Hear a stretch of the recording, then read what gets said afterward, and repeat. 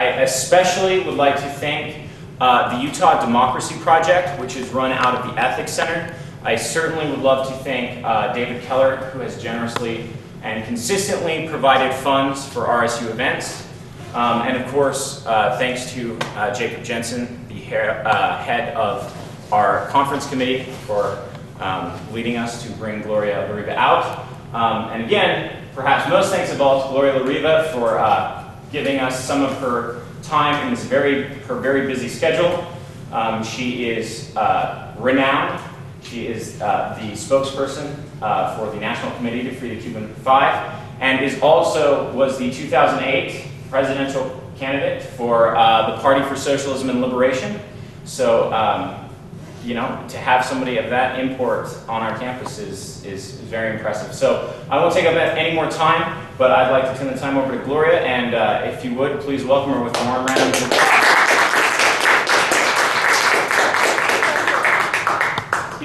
Sure. It'd be good if you all came up a little closer. You can if you want, you don't have to, but it'd be nice because that way I don't have to shout so loud. It's really great to be here. Thank you so much for taking time out. Maybe some of you have class or have to study.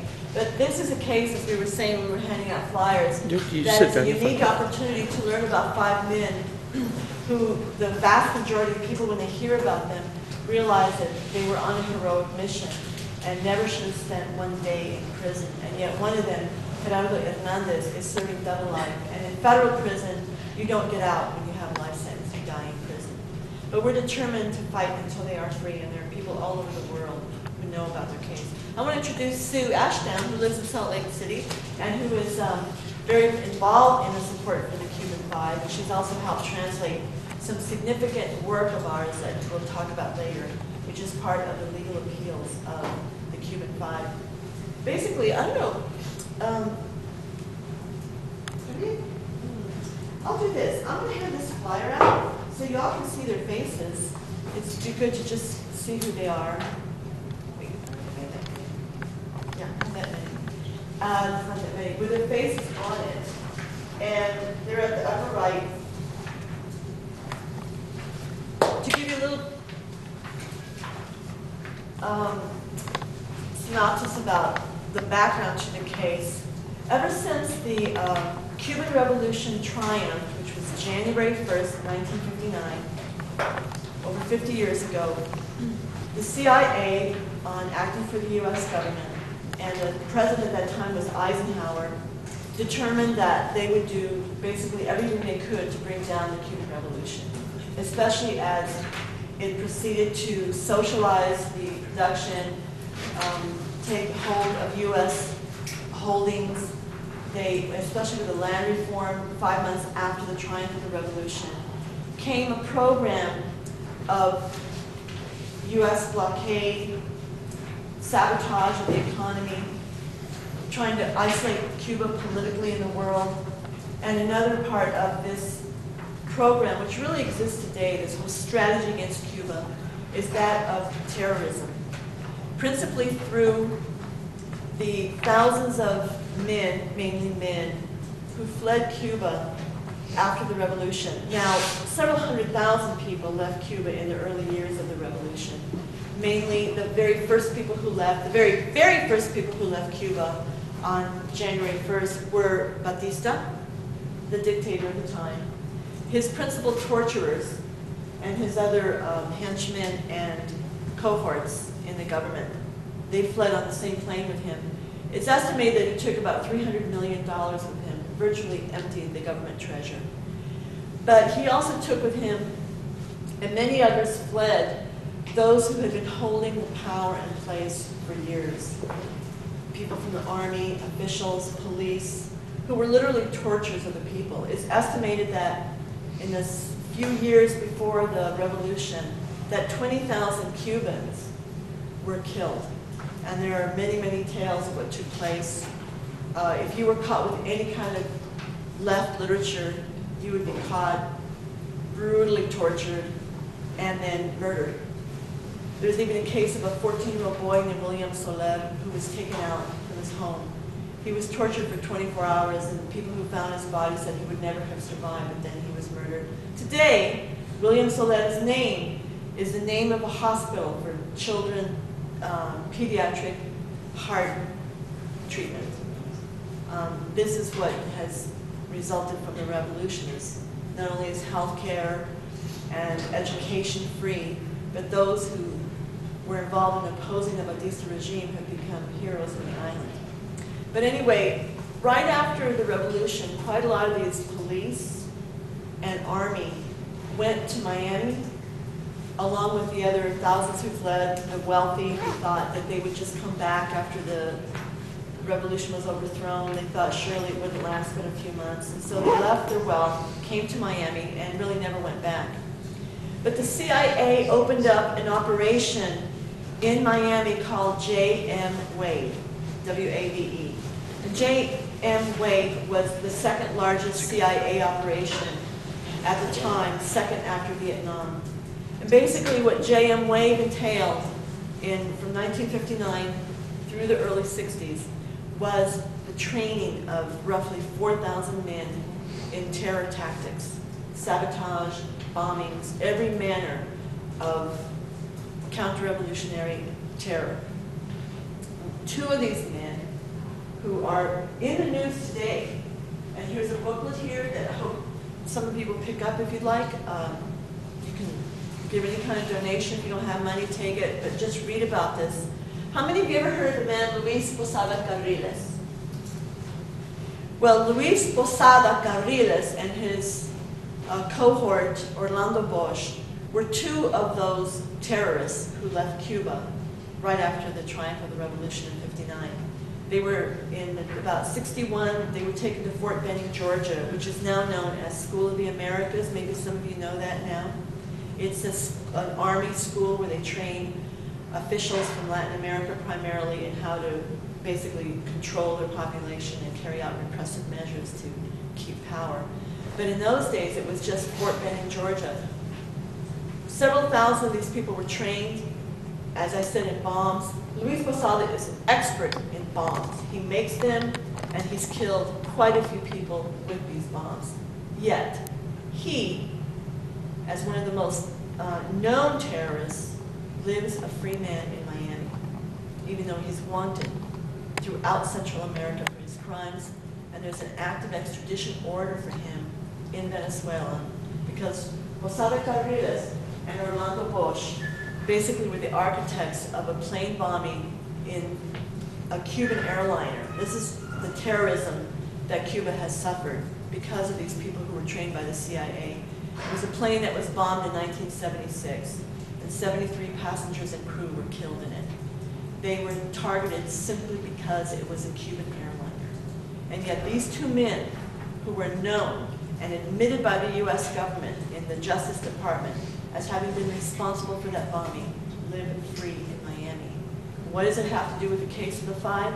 Well, Miami, unbeknownst to most people in the US, unless you live in Miami, at one point in the 70s, it was known as the city of 100 bombs because there were numerous bombings against any entity, whether a travel agency that organized trips to Cuba, or whether it was a newspaper that advocated normalization of relations with Cuba. Anything that was seen by these anti-Cuba terrorists as encouraging normalization of relations with Cuba was targeted with bombs. So Miami became known for that it was a haven for these fascists who left Cuba after the revolution. And that is where the CIA set up its operations against Cuba to try to carry out terrorist activity. There have been so many terrorist actions against Cuba, it'd be hard to mention even a handful of them. But suffice it to say that 3,478 Cubans have died as a result of terrorism, like the 73 passengers. I know a lot of people in Cuba because I've traveled there quite a lot, and a lot of them know friends personally whose parents died or another family member died in these terrorist acts. So, this has gone on since 1959, Miami being a base of terrorism against Cuba, along with the US blockade trying to bring down the revolution.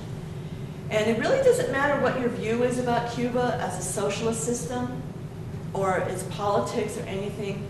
What we tell people in our country, in the United States, is that this case affects everybody on different levels. Number one, the Cuban Five are in prison because of an outrageous court process that took place during their trial. And in the kind of decisions that were made against them affects everybody who would be potentially a defendant in the United States. It harms our right for people to have a fair trial. And secondly, because anybody can be a victim of terrorism. You can be on a plane, you can be bombed. I mean, we've all heard about this since 9/11. All the 2,500 people who died such horrifying and tragic deaths in Twin Towers. We are familiar with that, but the Cubans have known about this for 50 years. So basically, the US, as you may know, invaded Cuba in the Bay of Pigs invasion through its proxy war of these mercenaries, Cubans that they trained, part of this training force that invaded Cuba and were defeated by Cuba in about 72 hours in 1961. And in 1962, how many of you have heard of the Cuban Missile Crisis? The Cuban Missile Crisis, we learned about it. I was in second grade, and when I was in second grade. And that was 62, October. It was a very terrifying 2 to 3 weeks that the whole population in this country was placed under. But it was really scary in the world because it was the closest point at which the US and the Soviet Union came to possible nuclear war. But part of this propaganda in the US was to terrify us and make us think that Cuba was an enemy. And I remember every day in that crisis, we'd come to school and the teacher would say, this is part of the National Civil Defense, and the teacher would say, when you hear the alarm, get under the desk, and that's how you can protect yourself better against if there's a nuclear war. We know now that's ridiculous, but that was, you've seen those 50s movies where it'd be like, if you can't find a shelter, get in the shade of a wall, you know, and then you'll just be incinerated against the wall. Ridiculous. That was what it was like. But anyway, that was the Cuban Missile Crisis, and we're all told, well, God, Cuba was accepting weapons from the Soviet Union, that was unacceptable.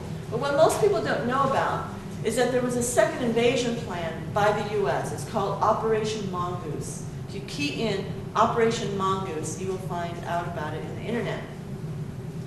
And in the words of one of the generals involved, William Smith, he said, this was a plan that would have wiped Cuba off the face of the earth. And it was massive carpet bombing of B-52, B-26 bombers that was intended to completely cover the island in a way that they did later in Vietnam. That was October '62. And in the midst of this, when the Cubans and the Soviet Union was aware that this was about to take place, and it was a full intention of the Pentagon, Cuba accepted the tactical nuclear weapons of the Soviet Union. And some of us know how the standoff was resolved. The Soviet Union agreed to remove the missiles in exchange for the nuclear missiles that the US had pointed in Turkey against the Soviet Union, a bordering country with the Soviet Union, and also to promise that the US would not invade Cuba again. And that basically held, although the blockade was in place and terrorism was in place, no invasion took place again militarily by the US. But when the Soviet Union was on clear road of virtual collapse, and later it was overthrown in 1991, but when it was starting to have a whole new outlook through Gorbachev and Yeltsin, and it was clear that its end might be near, the Soviet Union suddenly cut off all of its trade with Cuba at the behest of the Bush administration. They wanted to be in good relations with the US. And so the Soviet government agreed that because 80% of imports in Cuba came from the Soviet Union and Eastern Europe, but primarily from the Soviet Union, Cuba depended highly on imports and trade. They traded sugar and other goods. And so economically, Cuba was about to face a very severe hardship. But in addition, when the Soviet Union collapsed, the promise of the US not to invade Cuba was no longer a deal. And Cuba could see there was an increase in terrorist activity, terrorist plots at that time by these Cuban right-wing terrorists based in Miami. And Cuba felt the need to find to increase its intelligence in Miami in order to stop an attack and to stop the terrorist activity. So starting in 1990, the Cuban Five and other Cuban agents came into Miami. Now that's not the first time they've done it. In order to protect themselves, they found it necessary to send people into these terrorist organizations in Miami in order to report any activity that would be taking place and then prevent an act. In any consideration, if anybody was asked in this country, if you were aware of a terrorist organization that was about to attack people like the Twin Towers, and if you were able to stop it, do you think you would be justified in having false documentation and identity in order to infiltrate a group to stop them? I think most people would say, yeah, that would be a justified act. The U.S. right now is carrying all kinds of actions in the name of fighting terrorism, but they actually sponsor this anti-Cuban terrorism. So that's their exception. But anyway, the Cuban Five infiltrated the terrorist groups. I'll give you one example. There is a group called Brothers to the Rescue in Miami, and they were, in the early 90s, starting to invade Cuban airspace with their planes. They had started out by their claimed mission of saving people who were on rafts coming from Cuba to the U.S., helping them to keep from drowning and so on, giving them water and letting the Coast Guard know where they were. But they started to carry out actions that were threatening Cuban population. And in the 90s, they started to buzz Cuban buildings. They would fly literally over Havana at the site, the level of the buildings in Havana. And two of the Cuban Five, and actually one of the Cuban Five, there's another one who got to go back to Cuba before he would have been arrested. One of the Cuban Five was infiltrated into that group. And the leader of the group, Jose Basilto, this plays very much into why the Five are in prison. The leader of the group told them straight up, we're going to make bombs, and we're going to be throwing them out of the planes at some point. We're going to keep doing these incursions, and we've got personnel, anti-personnel bombs. And he showed one of the members of the Cuban Five. Another terrorist act that was about to take place was a terrorist organization in Miami filled a boat with bazookas, automatic rifles, grenades, was packed with weapons. And one of the Cuban Five was infiltrated into that group as well. And the Cuban agents said, a couple of them discussed with each other, they said, we're thinking maybe we should destroy this boat because it was going to take off for Cuba and strafe the island or land. This happens many times against Cuba. A small boat of these CIA agents will land, they'll sneak onto the island, and they'll attack people, they'll carry out murder wherever they can just to wreak havoc.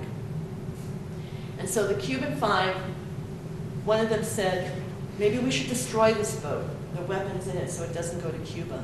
They ended up calling the FBI, and they told the FBI, there's this boat, you need to stop it. And it was at that point that the FBI said, this guy's a Cuban agent. And they kept tabs on him and later arrested him for fighting terrorism. That's the outrage of this case, is that the men acted in the best way they could, reporting to Cuba, stopping the plans themselves, or reporting to the FBI on more than one occasion.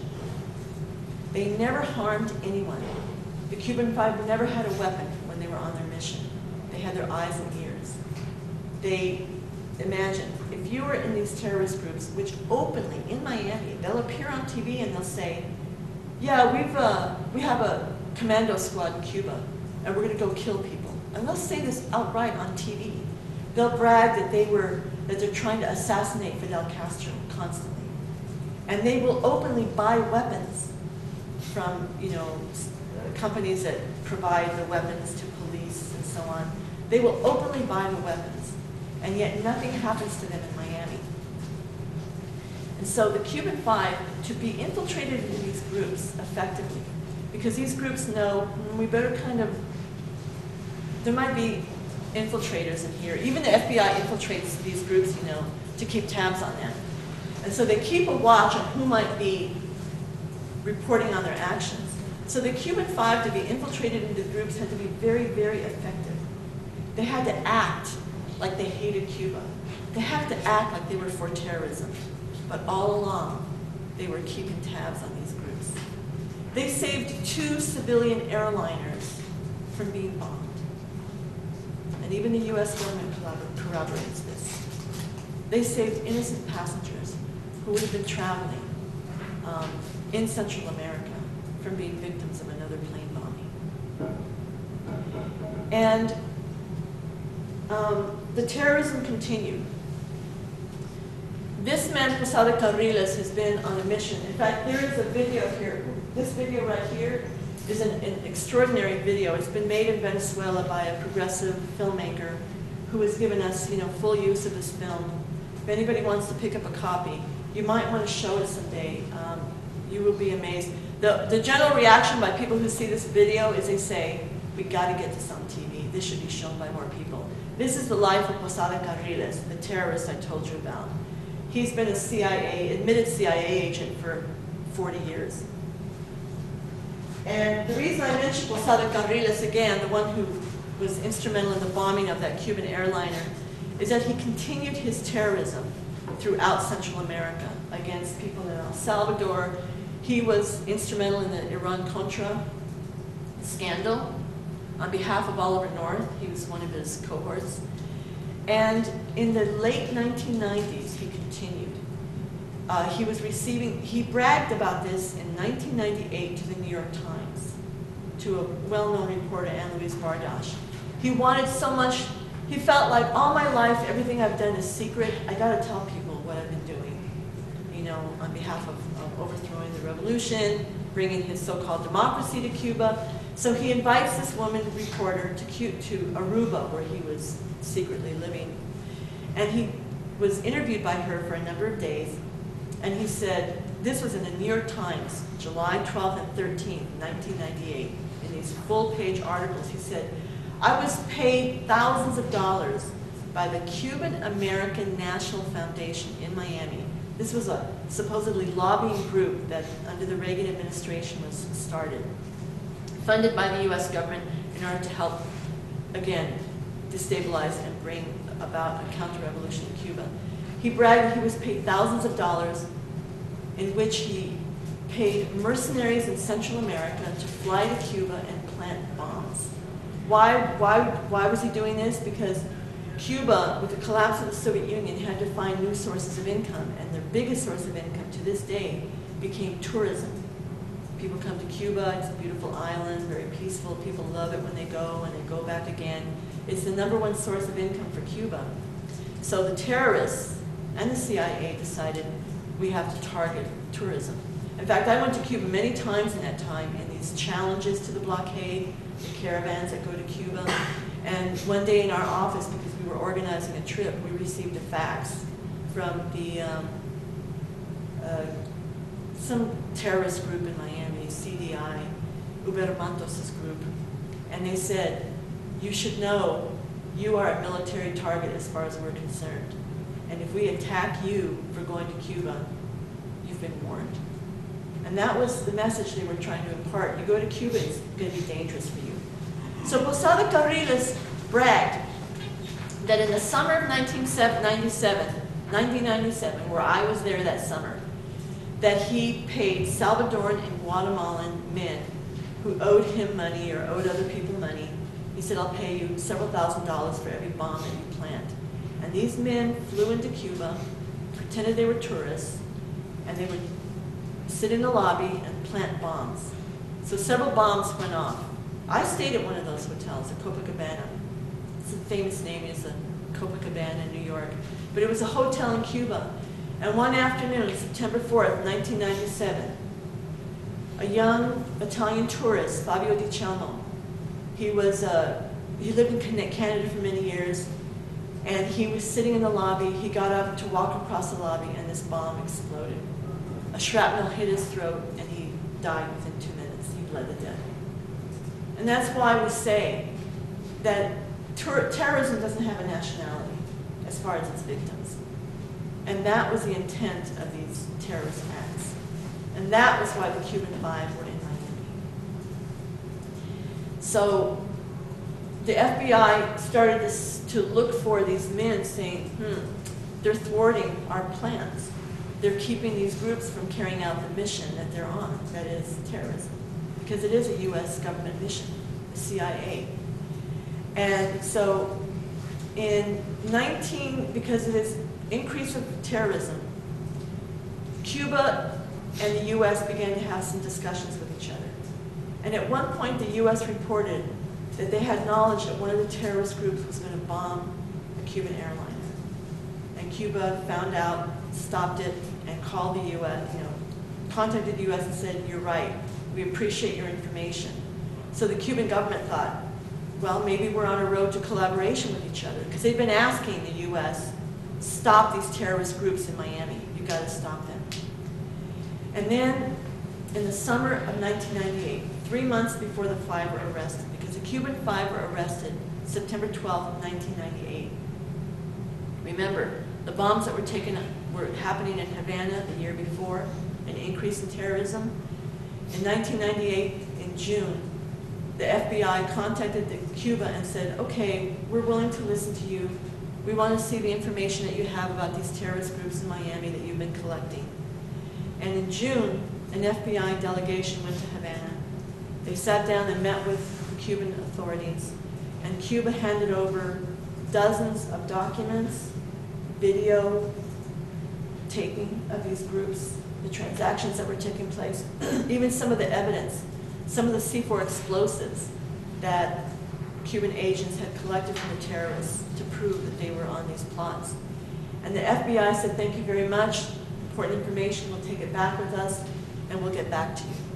Well, they got back to Cuba 3 months later on September 12th by arresting the Cuban Five, the men who had collected the information. And it's really astounding. Most people don't know about this case in the United States. It has taken events like this. And that's why we appreciate so much the RSU for hosting it, and for all of you for being here and taking the time. As I said, the Cuban Five never had weapons. They worked as workers. They weren't paid for this even. They were, one of them was a deliverer of pharmaceuticals from, pharmacy to pharmacy. They worked in low-paying jobs in Miami. They were part of the community, but they were also infiltrated in these terrorist groups.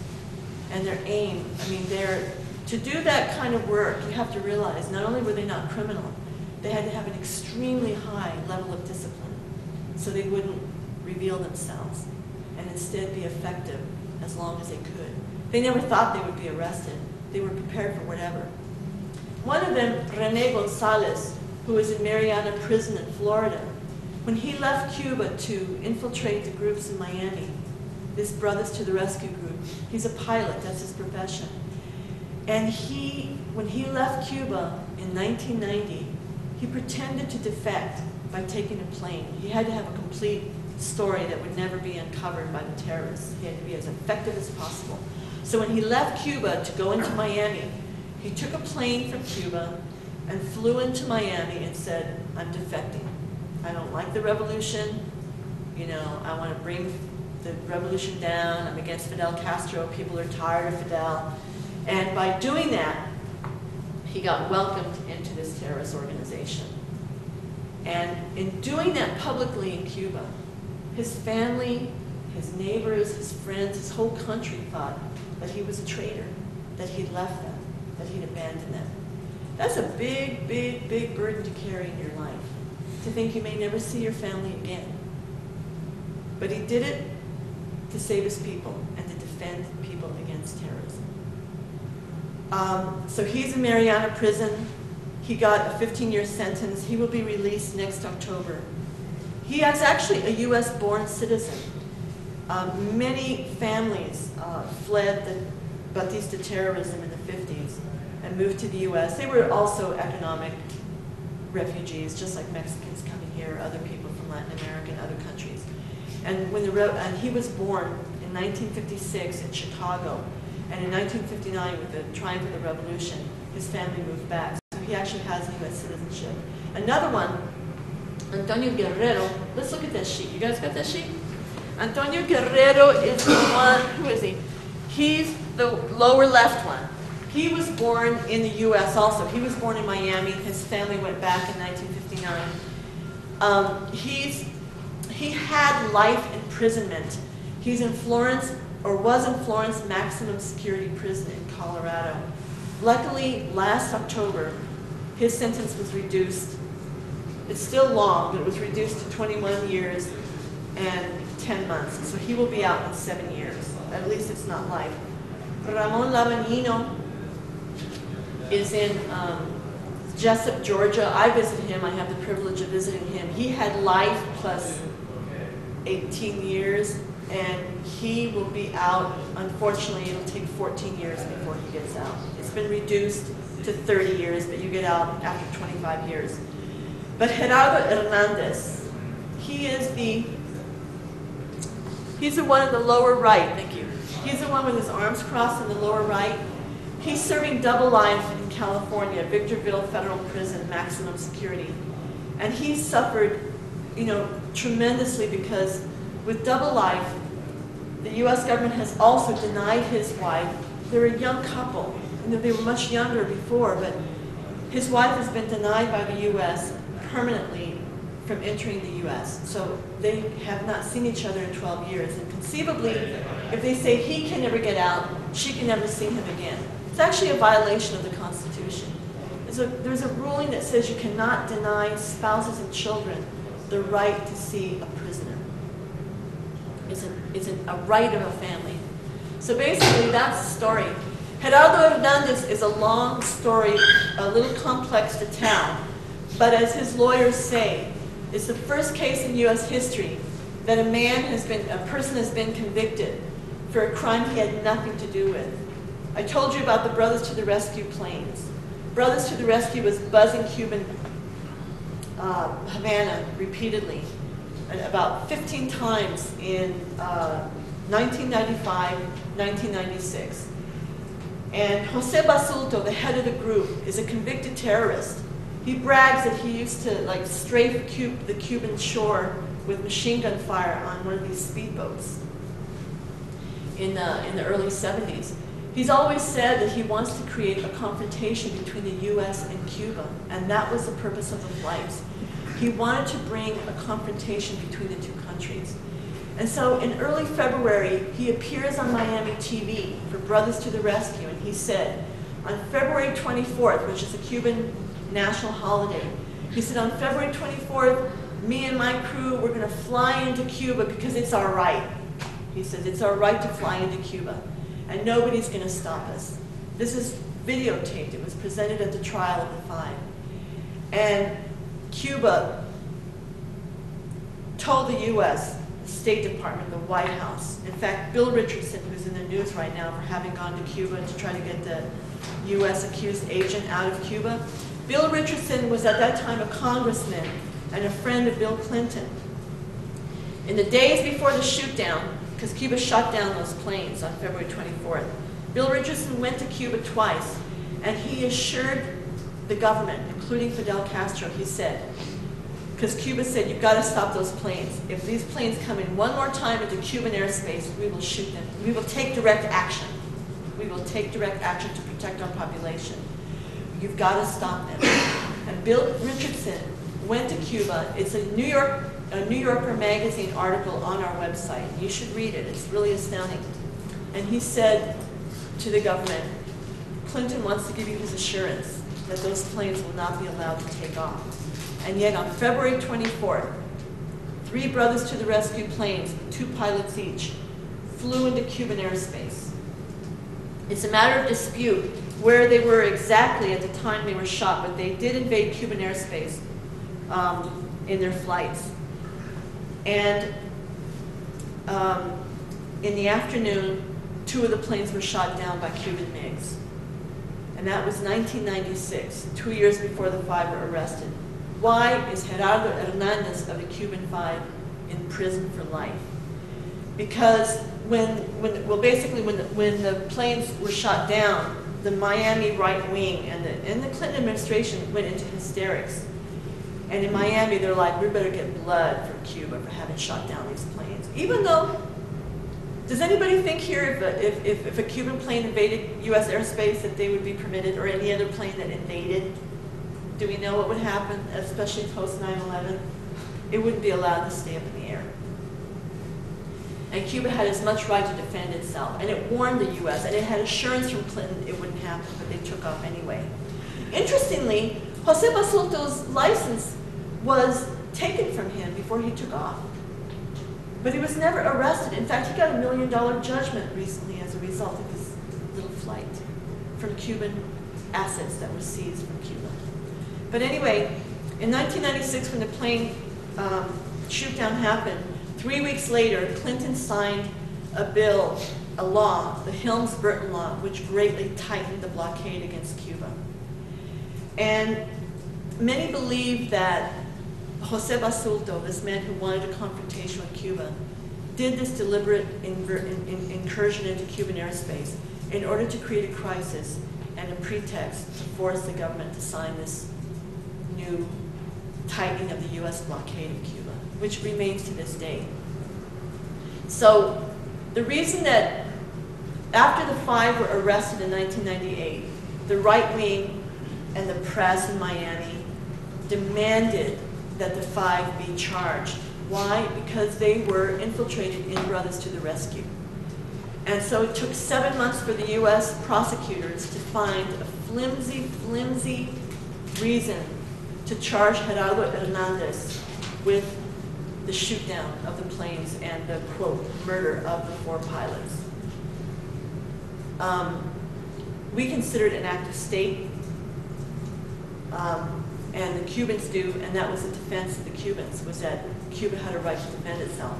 7 months after the arrest of the 5, the U.S. government charged Gerardo Hernandez with conspiracy to commit murder.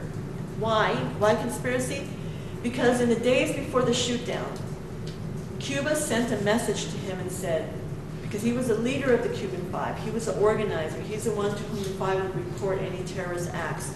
And Cuba sent him a message and said, don't let any of the pilots get on those planes in those days. You know, the Cuban agents. Don't let them get on those planes, because if they insist on invading, we are going to shoot them down if they invade. And the message said, in order to avoid a provocation or confrontation, don't let the pilots fly. And just because he received that message, he was convicted of murder conspiracy. And even more outrageous about that charge and that conviction was, in the trial in Miami, and the defense said, Miami is impossible for these men to receive a fair trial. It's the city of terrorism. And the defense showed article after article of the most hostile coverage against the Cuban 5. Showed article after article of how glorified the terrorists were in Miami.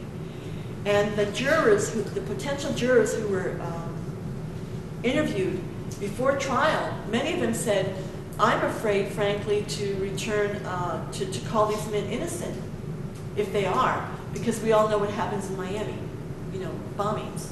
We know what happens with these Cubans. And yet the judge refused several times to change the venue. So they were convicted of all charges and sentenced from 15 years to double life.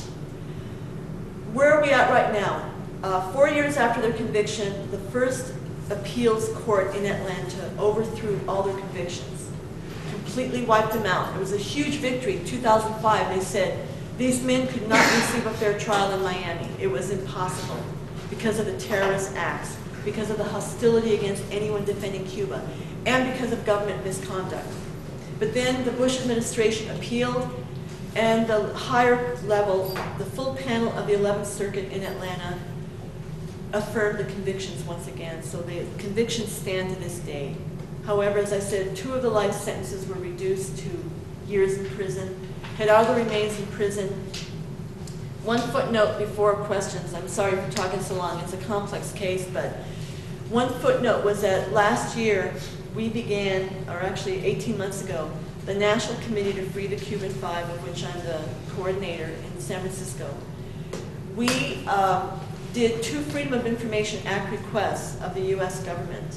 And in all our research, we uncovered hundreds of articles, many of them by Miami journalists who, it turns out, we found out through another reporter 5 years after the case that these Miami reporters who were covering the case in the Miami Herald, in the Nuevo Herald, the Spanish paper, in Diario Las Americas, the 3 most widely read papers in Miami, plus TV reporters, radio reporters, that they were on the payroll of the U.S. government secretly, that they have been receiving for years and were receiving during the trial payments from Radio and TV Marti, the official U.S. propaganda stations that beam anti-Cuba propaganda into Cuba, and that information is prohibited from being beamed into the United States. And yet these men and some women were on government payroll. We consider that to be an absolute violation of these men's constitutional rights. That issue of our research is right now before the court. Gerardo Hernandez's final habeas corpus appeal was filed in June. The final documents will be submitted in a few days. We don't have a lot of hope in a positive decision, because if anybody knows about U.S. justice, once you're convicted, it's extremely hard to win an ultimate overturning of your conviction, especially because last year the Supreme Court turned down their case. But this is new evidence of a constitutional violation, the fact that these journalists who were covering the case in Miami being paid by the government and nobody knew about it at the time. We're hopeful at some point it will receive a positive outcome, but we've always said in this case that when the American people know about these men and know about what they were trying to do, save lives, they will agree with us that they never belonged in prison. They should be freed from prison and allowed to go home to their families. So I'll open it up there. I want to say that Sue helped us greatly in translating many of these articles that became part of our habeas corpus documentation. So that's the kind of work that we, certainly can use more volunteer support. Thank you.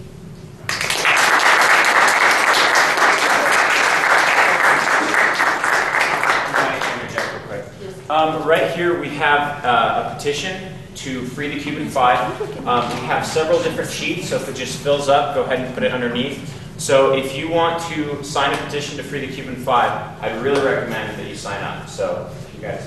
Yeah, I would also point out tonight Maria's going to speak to the RSU on Cuba, and that's in SC 206C, and that's at 8 o'clock. And the Student Center 206C is just across the way. I did have a clipboard going around, so if you wanted to get emails from the RSU about other events like this, as well as what we do with the club on campus, clipboard was going around the room where it is now. Hi. What was your name again? Gloria Lariva, L.A., capital R-I-V-A. You can also see lots of video by a number of people on our website. It's full of all kinds of information. And it's quite fascinating. Also, the United Nations, the working group on arbitrary detentions in May 2005, 5 judges of the UN studied this case extensively, and it's the only U.S. case that they have judged was fraught with irregularities and denying the men justice. Many things from being held in solitary confinement for 17 months, keeping them from their proper preparation of their defense. So I'd like to ask, anybody, do you disagree? Do you think, do you have questions? Do you have doubts? You shouldn't feel shy about asking any kind of question or making any kind of commentary. And how many of you had ever heard of them before? I know about 3, the ones that in the group. Had you heard about them? Yeah, but through RSU. They were actually mentioned by the State Department the other day. Bill Richardson, you all know who he is, right? He's the governor of New Mexico. I'm from New Mexico. And he went to Cuba recently because there's that American, Alan Gross, who traveled about 9 times, or 5 times in 9 months recently. He was arrested by Cuba in December last year because he was found with surveillance equipment that clearly was intended for intelligence purposes against Cuba. He was acting as an agent. So he was arrested by Cuba. Turns out he's on the payroll of USAID, the U.S. Agency for International Development, which is really a front group for the CIA. It's an open agency of the U.S. which finances opposition in Venezuela and other places. Sue, thank you so much. Anyway, so Alan Gross is under arrest. He's facing charges in Cuba of espionage. And some people in the media have said, well, they've asked us, do you think that maybe the 5 could get traded for Alan Gross? And we're like, you know, if Cuba's willing to do that and the U.S. is willing to do that, great. Well, Bill Richardson went there about 2 weeks ago. He said he was going to go push for trade with New Mexico and Cuba, like green chili. The funny thing is, Cubans don't generally eat chili. I thought that was really funny. He went, I think, to try and see if he could get Alan Gross, and he said so later. He said, I came to see if I could get Alan Gross. And a reporter asked him, what about the Cuban 5? And he said, the Cuban 5 has nothing to do with the case of Alan Gross. And I wrote an editorial, and I still haven't published it in any paper yet, but I said, he has everything to do with the Cuban 5. He was the one who assured Cuba that the planes wouldn't take off. He knows who's responsible for those planes invading Cuban airspace. He has full responsibility of that. And it's pretty dishonest of him to do that, but you know, that's the business of politics, I guess. You know, it's kind of opportunist of him. And yet, the Cuban government, you know, Raul Castro said a couple of times, you name any prisoners that you want in Cuba to the U.S., and we'll let you have them all.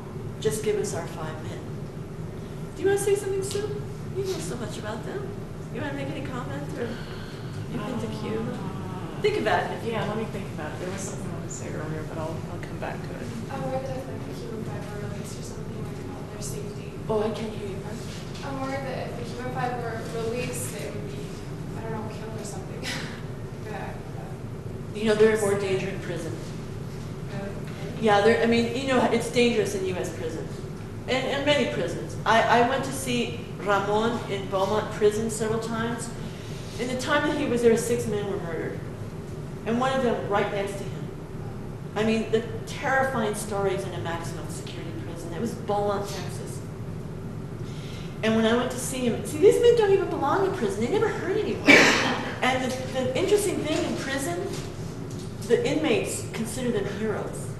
And they're protected by the other inmates. And they're virtually the only people that aren't forced into gangs, because people see them differently. When they hear, that's what you were doing? You were acting for Cuba? In fact, the U.S. prison system sent them into prisons where there were a lot of Cubans, where they thought, oh man, these guys are going to really get it from the Cubans. And they didn't. The Cubans are like, you know, they're like, you're our hero. But in Beaumont, Texas, I went to visit him one time, and the guard told this young woman, she was like 15 years old, she was coming to see her brother, and just to scare her, but it was true, he said, this is the 2nd most dangerous prison in the country. And it was very stressful for him, for Ramon. You know, he never really complains. He's a very courageous man. He's enormous. He's the one, he's the top middle. They call him the bear. He's like 6'3", and he's not fat, he's just muscle. He does 600 push-ups every morning. And he said, he does it to relieve the stress. He said, because it's so stressful, you know. He told me one time that in the courtyard, he went to go shake a hand of his friend, this African-American guy, and he said, all of a sudden, this man leaped up out of nowhere and stabbed him in the neck. You know, gushing blood. Luckily, the guy lived, but this is life in prison. This is, we need to also realize there has to be an extreme reform of the U.S. prison system, because it's absolutely cruel. And the vast majority of people do not belong in prison. They need help, they need jobs. We need to think about the people in prison. But anyway, we want them out. They'll be fine. Yes. Yeah, let me ask this question. I mean, it seems like it took up a lot of time for them to like trump up charges on these people, Yes. which don't seem to really to flow. But were any of them charged with things like being a Cuban agent or anything like that? I mean, because it seems to me like that would be the easy conviction if they really are Cuban agents. They were charged with this, 26 counts. All of them were charged with failure to register as foreign agents to the Attorney General. If you're someone who does business for another country, if you're an American citizen and you do business with another country and you're their agent, you have to sign up with the U.S. Attorney General that you're a foreign agent. These men were not going to blow their cover by going to the U.S. government saying, hi, we're going to spy on your people. They did not commit espionage on the U.S. government. They're called spies, but espionage is when you are seeking national security information from a government. They were monitoring the terrorists, which supposedly are not part of the government. So the government did not charge them with espionage. In fact, the prosecution said they admitted there's not one page in all the evidence they collected that is espionage. They charged them with conspiracy. And the prosecution said at some point in the future, Your Honor, they were going to commit espionage. Not true. That wasn't their target.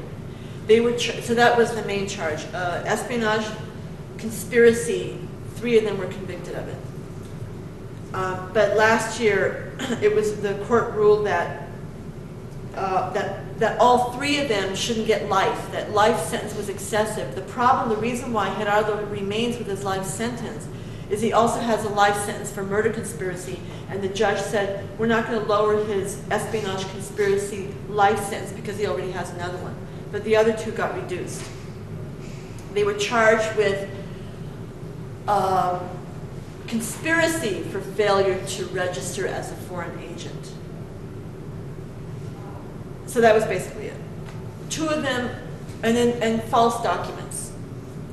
And to try to create this like hysteria in the courtroom, 3 of them were born in Cuba, so they had to get false IDs to operate in Miami. And Ramon, the one I visit, he got the ID of a baby who had died, a Mexican-American baby who had died in California at infancy. That's what a lot of people do when they get fake IDs, They get IDs of someone who has died in childhood. And so the government, and this is a baby who died a long time ago, the government finds the family and brings them to the court to testify about how they felt in hearing that Ramon had used the ID of the baby. I mean, they threw everything into this trial that they could. They spared no expense. But they weren't charged with espionage. Gloria? Yes. I don't know if you're familiar with the saying that conspiracy is the darling of the prosecutor's nursery. And the reason is because it's almost like a thought crime. They didn't have to actually have done anything. It was just the possibility that in the future they might do something. And you might remember that recently there were a bunch of Russian agents that were arrested in New York and New Jersey and accused of the same thing, conspiracy to commit espionage. They had a conspiracy to commit money laundering. They hadn't actually done any money laundering. They hadn't actually done any espionage, but the whole potential of the conspiracy was there, and they're all in Russia now. So I think that's another interesting comparison to make with the Cuban 5 is why is it that we get so crazy with Cuba that these men have to serve these horrible long sentences when the Russians are just sent back home. Exactly. Well, that's why the Associated Press, Reuters, and the French press agency, right after the Russians were sent home, they called us up and said, do you think the 5 might get released now too? They all know about the 5 and they're paying attention. And to them it seemed kind of obvious, maybe that should happen. But the State Department the other day, after Bill Richardson's visit to Cuba, the State Department spokesperson said, we want to assure everybody that there is absolutely no consideration of any member of the Cuban 5, and he said the Cuban 5, being traded for Alan Gross. We demand Alan Gross's immediate release, regardless. That's what the government said. Now, Cuba, the U.S. has demanded Cuba release, what they consider political prisoners in Cuba, and they keep making these demands on Cuba. What about our government's imprisonment of these men? They're definitely political prisoners, but it's a very one-sided kind of game that the U.S. is playing.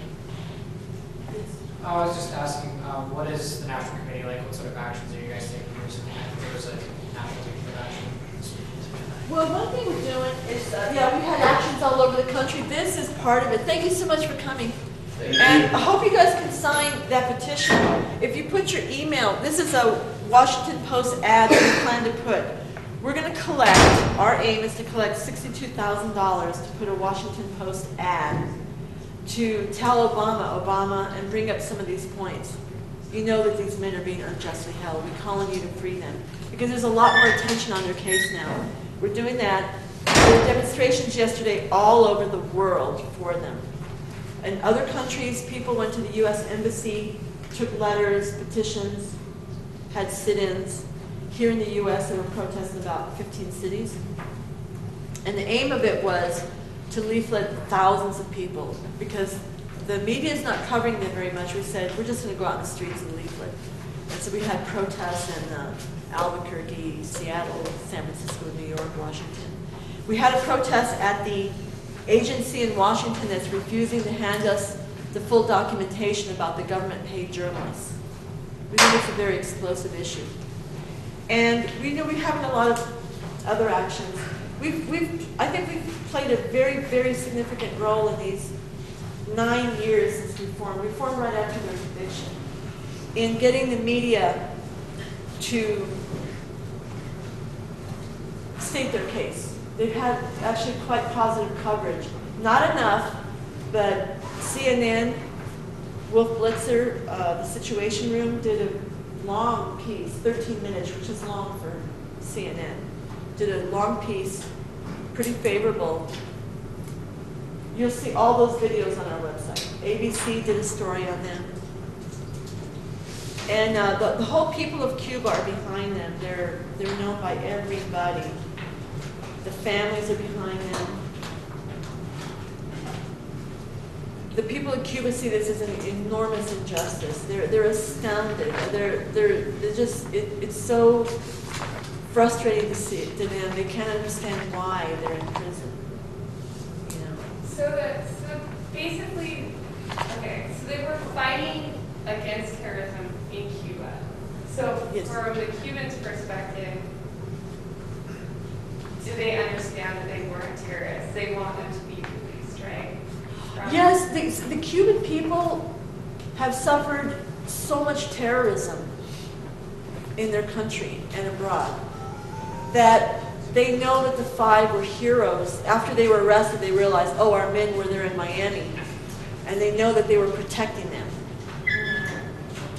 I have a friend in Cuba, and her father was the pilot of that plane that was bombed in 1976. And when I went to see her and her family, she was 14 years old when her dad was killed. And she said, a friend of mine, my girlfriend, she says, when we go to her grave of her mother, at least she has a grave to go to. At least her mother is there in the grave. I don't even have my father because, they died in the sea. The plane exploded. And I said, your friend? She goes, yeah, my friend's mother was a diplomat in Argentina, and a diplomat in the Cuban embassy. And a package came into the mail, and she opened it up and it exploded and killed her. That's the terrorism that we're talking about. And just because she was a Cuban in a diplomatic mission in another country, these terrorists have bombed many Cuban embassies in Canada, Mexico, and there was even a bombing by these Cubans in Washington, D.C. 2 weeks before the Cuban airliner in 1976. It was incredible when it happened. It was a bombing against the former foreign minister of Chile under Allende, and an American, Ronnie Moffett, was also killed in that bombing. And Orlando Bosch, Posada's buddy, and Posada, they were all in on that.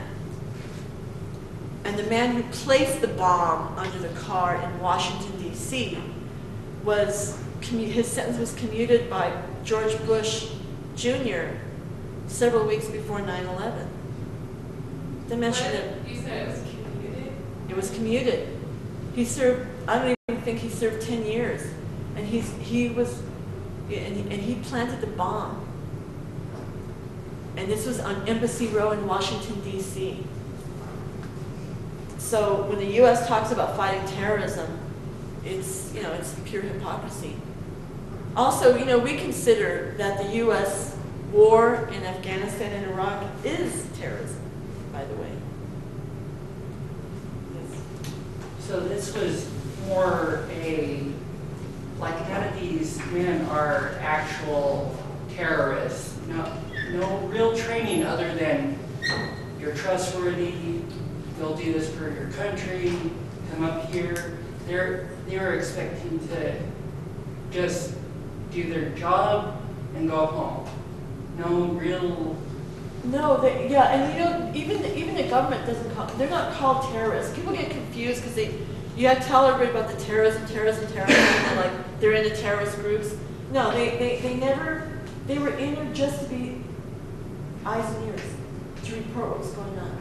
But they were just basic, just normal men doing, they're like registering. Wouldn't that be in, I read CIA books that you have to choose you have to do it's a step process where that would be like, if they were actual agents or actual military people, that would have been something that would have went, whoops, that wouldn't, it wouldn't have happened. They would have had some sort of a story for it, you know what I mean? I'm not real sure. They planned to be in a very, very long-term mission. Well, and they planned to simply be in those groups to stop them from being successful in their plots. And so they're anti-terrorists. They were kind of thinking that, if it doesn't go, then we're going home. There was no real, there was nothing really holding them other than their loyalty to their country. And if it went wrong, then they should have just been able to walk away. Instead, they're being held on trumped up charges, and I just don't understand how. Why, maybe why you don't understand. I've told many people that the reaction I see from people, in Americans, is astonishment. First of all, trying to figure out what this is, asking questions, and then astonishment that they would be in prison. And it's hard sometimes to think of people who are willing to do that. But, they have a cause. They have a cause, their revolution, in their country. And that's their ideal. One of them, Ramon again, imagine leaving your family and your family thinking maybe that you've abandoned the country, but in fact, and being cut off from your family. Actually, Renee's wife and child came into the U.S. A few years later. They were able to come in and became permanent residents. And then, interestingly, right before the trial, Renee's wife, Renee was called by the FBI. They went to him in jail, because they were in jail for over 2 years before they went to trial. And the FBI said to him, would you like to collaborate with us and turn witness against the others? And he said, no way. They're my brothers. We're not guilty of anything. And the FBI 2 weeks later sent him a letter in the prison and said, we're aware that your wife is a permanent resident and her status could be taken away at any time. And she was arrested several days later, handcuffed, put in jail for 3 months. This was the year 2000, at the time of Elian, the little boy that was, being held captive in Miami. And she had her baby was about 2 years old at that time, their baby. And they held her for 3 months and said she was in violation of immigration regulations, which was not true. She was allowed in and given residency, but it was because he wouldn't work with the FBI, and it was a threat to him. This is the kind of pressure they've been put under. And after 3 months of jail, they said to her, "We're going to deport you now. Would you like to see your husband one more time?" It was August, 2 months before the trial began, in 2000. And she said, "Yeah, I'd like to see him." So they took her in handcuffs, drove her to his jail, where he'd been for 2 years and 2 months, and they sat them chained to their chairs, apart from each other, close. And they said, "You have one last chance to collaborate with us." This was the FBI.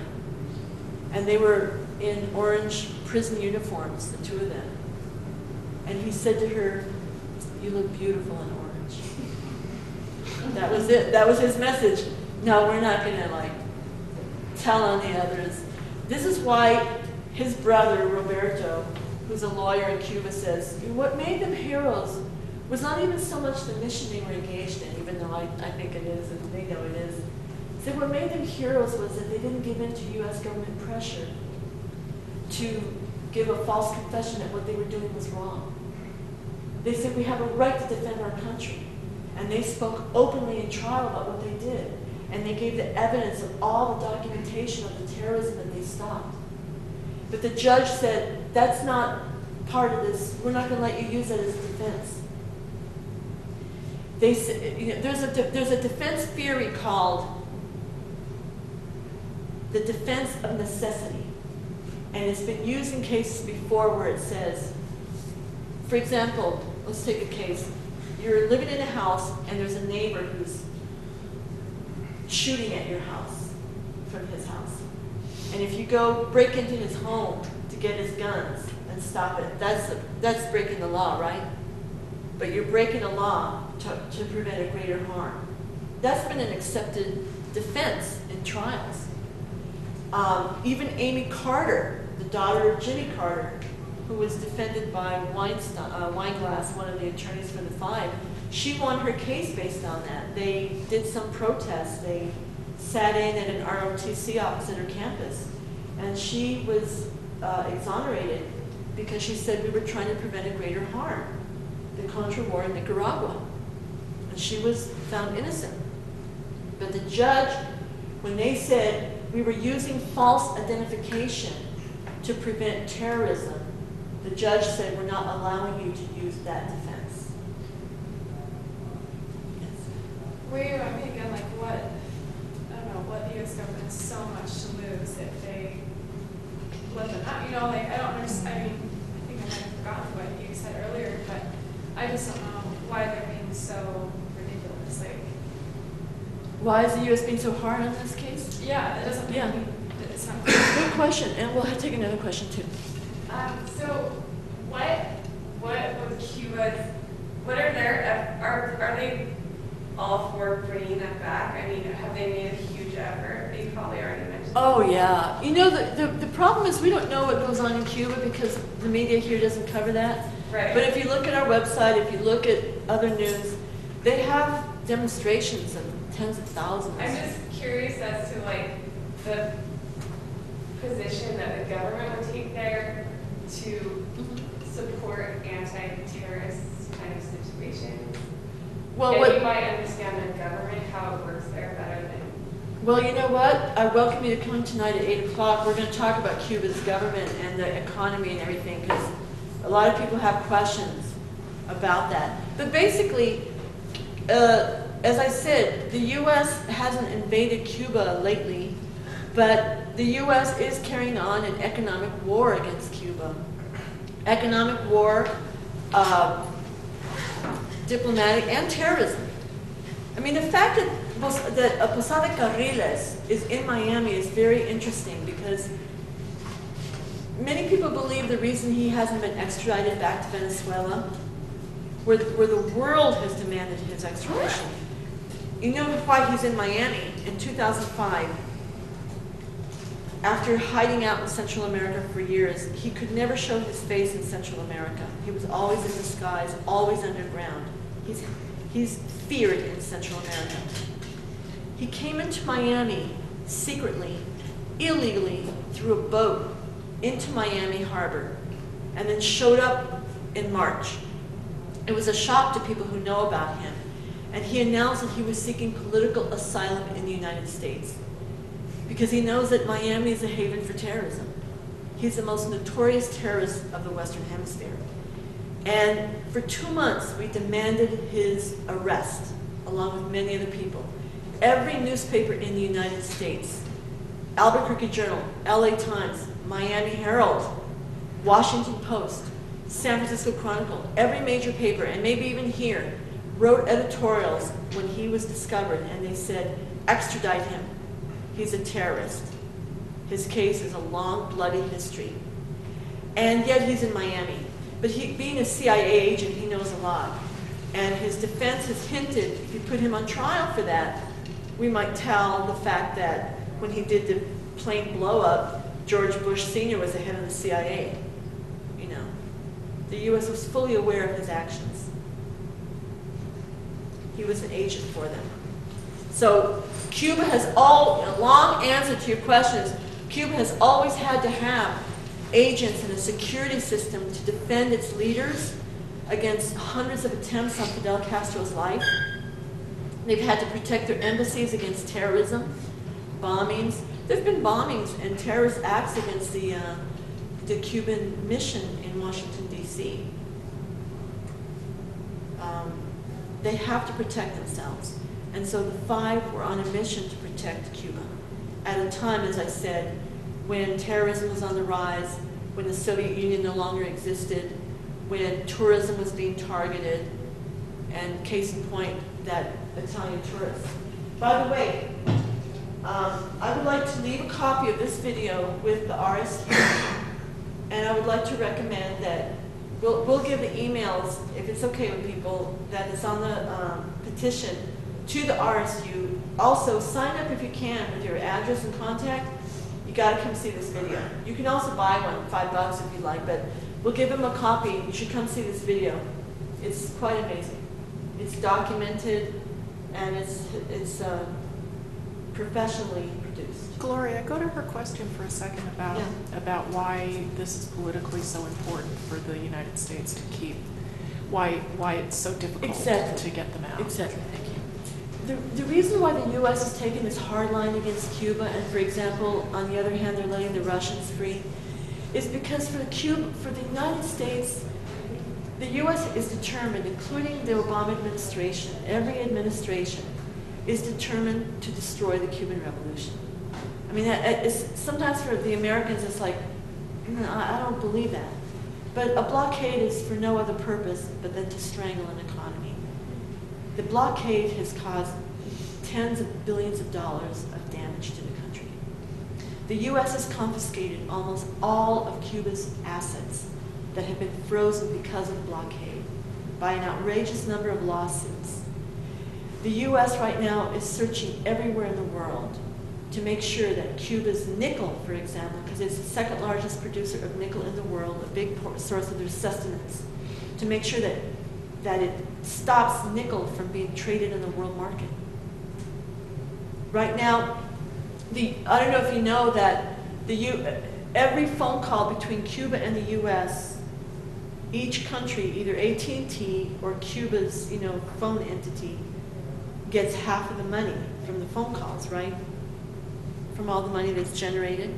But all of Cuba's money has been held up in U.S. banks, confiscated because of the blockade. Cuba doesn't get its share of the money, of the revenues from the telephone calls and communications between the two islands, between the two countries.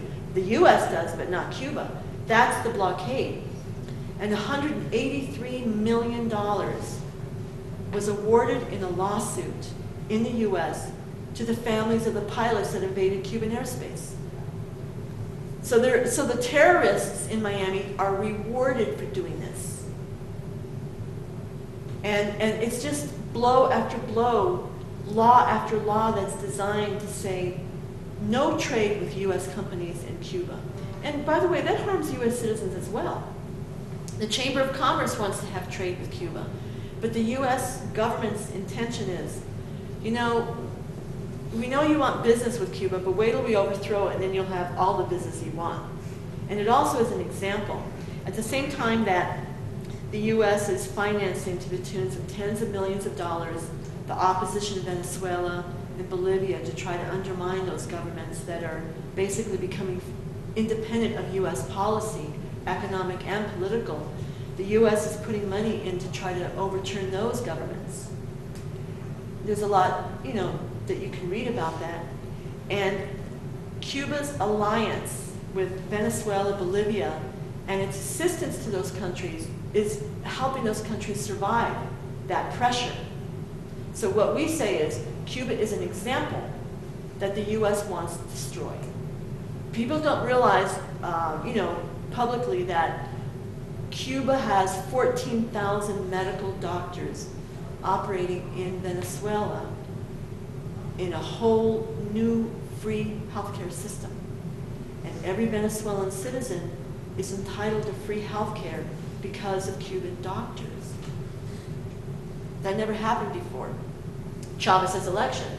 People don't realize that Venezuela became the second country in the whole Western Hemisphere to wipe out illiteracy because Cuban teachers went there and in the space of about a year and a half conducted literacy campaign throughout the whole country and did the same in Bolivia where now they are free of illiteracy. I went to Bolivia 2 years ago. I had severe altitude sickness. I became very, very ill and I had to get hospitalized. And I was taken to a Cuban hospital for free. The Cubans are providing free health care in Nicaragua, Bolivia, many countries. They have now, do you know how many people they've cured of blindness in Latin America? Cuba has a program with Venezuela, and their plan is to operate on 6 million people who it's estimated are blind in Latin America and the Caribbean, blind because of cataracts that were never treated or other ailments of the eye. And I think the figure is at least 1.5 million people who've had their eyesight restored for free by Cuban doctors. And even if you're in the U.S. and you are blind and don't have treatment, although it's not as hard here, you can go to Cuba for free and get operated on to restore your eyesight. It's called Operation Miracle. But we live in a country where the only country in the world, developed country, that it's becoming more privatized and it's out of reach. And the pharmaceutical companies and the health insurance companies control that. It's a high, profitable industry. And so if you have a little country like Cuba, and if Americans could travel to Cuba, because we're prohibited by US law, and we could see a poor country like that doing that, those ideas are dangerous. That's why there's a blockade. That's why the Cuban Five are in prison. Because they were protecting Cuba, and the US doesn't want Cuba protected. And the hard line against them is, remember, take it back to the shoot down of the planes. It was the justification for the Helms-Burton law. And if the Obama administration were to say we were wrong, he wasn't guilty of murder, he's convicted, but we'll let him go home, then you have to unravel that Helms-Burton law conceivably. And that's not in the interest of the U.S. government. Yeah, you said you're trying to raise money. Are you accepting donations? Oh, yeah, all kinds of donations. Okay. Yes. But it's hard to ask, but if anybody ever wants to give us a donation, you're welcome. I was wondering, what have been the responses to, like, people just generally in the U.S.? For instance, I imagine, people who from the RSU be more sympathetic, but to, like, average American, because it sounds like something where even if you completely are against communism, you hate Castro, then you can still support, people who have been imprisoned without trial. You can still support essentially the counter-terrorism that these people have done. So even if you might not be sympathetic to the government, you should still be able to support freeing the people who have been prison without fair trial Oh, yeah. or saving lives. So Yeah. Well, that's a very good question. When the 5 appealed to the Supreme Court, there were 10 amicus briefs filed from quite a number of entities in the world, but including the National Conference of Criminal Defense Attorneys, the Mexican Senate, the former Irish president, parliamentarians throughout Europe. But here on our website, if you click freethefive.org, 5 is spelled out, freethefive.org, there's a press conference that we had last week, and the main speaker was Colonel Lawrence Wilkerson. He was the chief of staff in the Bush administration for Colin Powell when he was Secretary of State. He has 31 years of military history. And he says, I'm a Republican, but he says this is an outrage what's happened to them. Because he believes, he believes in justice. And his interview is quite interesting.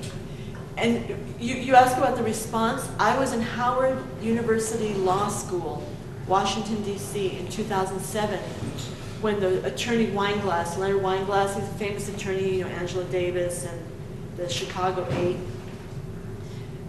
Leonard Weinglass was speaking about the case. He's the best speaker on the case. And that colonel happened to be in the audience. He was invited by the dean of the school. And he says in our press conference, I was astounded by hearing this. And he said he did his own research. Well, maybe there's another side to the story. And then he says in the interview, this is the first time he said it, he said the FBI came to visit him and said, you haven't heard the other side of the story. And he said they gave me all kinds of documents. He said, I read them all. Hasn't changed my opinion. These men should be free. It's interesting. We've collected over 150,000 signatures. And you know how people are about signatures on a petition for freedom of men in prison. It's like, I got to know the case. So I got to tell you, to collect those signatures takes a lot of talking. And they've been through being in the park, going to festivals, and talking to people. And every one of those has been a well-earned petition signature. And we have 150,000. And my theme that I've always said of our committee is, when the people of this country learn about the Cuban 5, they will demand and force their freedom. This is their release dates. Renee will be out next October in 1 year. Doesn't he have to stay in the United States, though? Yeah, that's a good question. She brought up a point. He's an American citizen, and the judge, when she sentenced him, I was in the courtroom, she said, and when you're released, you will be on 5 years parole. And one of the conditions of parole is, she said, you are not to be anywhere, you are not allowed to be anywhere in the vicinity of the terrorists. She said terrorists, by the way. But the attorneys believe that he will be sent home.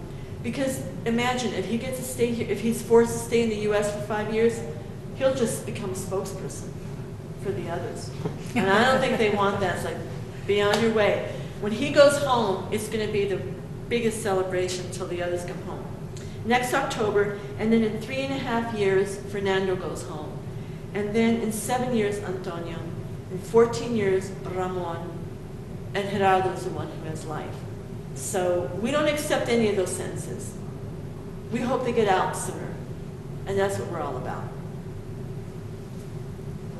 I tell you, if anybody thinks that they could do any kind of a fundraiser, please see, the members of the RSU and see what you can do. Maybe you can do a collection at something, but even $5 helps. Thank you. And of course, we've got great literature